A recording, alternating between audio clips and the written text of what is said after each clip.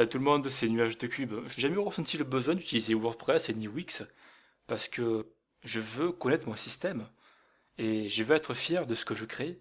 Et le mot création a une importance. Je vais vous montrer comment je crée un article sur mon blog, actuellement en local et la version en ligne est en phase alpha. Alors je dois me connecter.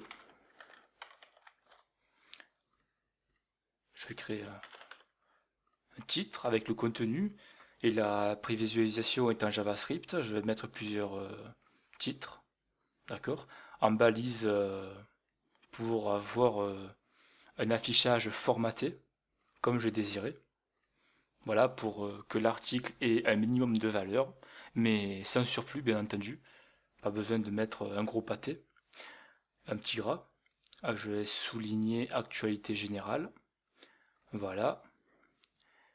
Et avant tout, je vais sélectionner non pas le chat parce que sinon ça va l'image officielle.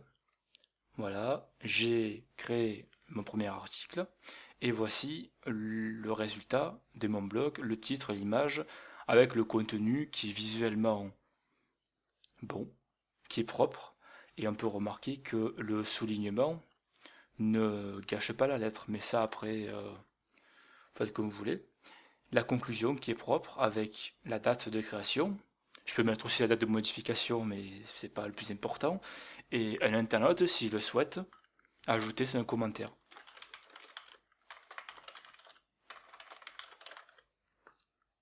Voilà, le premier commentaire de l'article.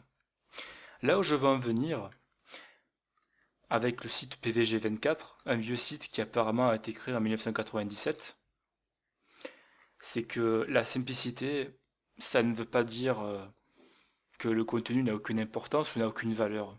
Et je vois sur Twitch ceux qui streament leur création, leur projet de développement avec leur manie d'arrondir les angles, de mettre des ombres, des effets qui, j'ai l'impression, n'intéressent personne, qui ne servent absolument à rien, c'est une perte de temps, ou de se concentrer sur le contenu et l'optimisation du système. Regardez un petit peu, il y a un titre qui est mis en avant en gras, quelques paragraphes de texte, un lien, et puis le reste, le contenu social. Second exemple, mais qui n'est pas 100% correct. Pourquoi? Parce que bien qu'il y ait un pâté d'images, elles ne sont pas cliquables. Pour en voir une, on va sélectionner celle-là. Voilà, vous voyez un petit peu la qualité? C'est là où je veux en venir. Dans cet article-là, cette image m'intéresse. Je ne peux pas cliquer dessus, encore une fois. Et lorsque je la regarde en extérieur, voilà, la qualité elle est médiocre. C'est là où je veux en venir aussi. Ce qui est une déception dans cet article aussi, c'est une nouvelle Dreamcast. Alors là, je suis curieux, j'ai envie de voir, j'ai envie de cliquer sur l'image, mais voilà. Non, toujours pas cliquable. Je suis obligé de la voir en pop-up, si je peux dire ça comme ça. Voilà, je suis obligé de la voir à part. Et la qualité n'est pas au rendez-vous. Alors à quoi ça sert de mettre une image si le visuel n'est pas travaillé un minimum? Pourquoi ne pas mettre une image au milieu en format redimensionné mais cliquable?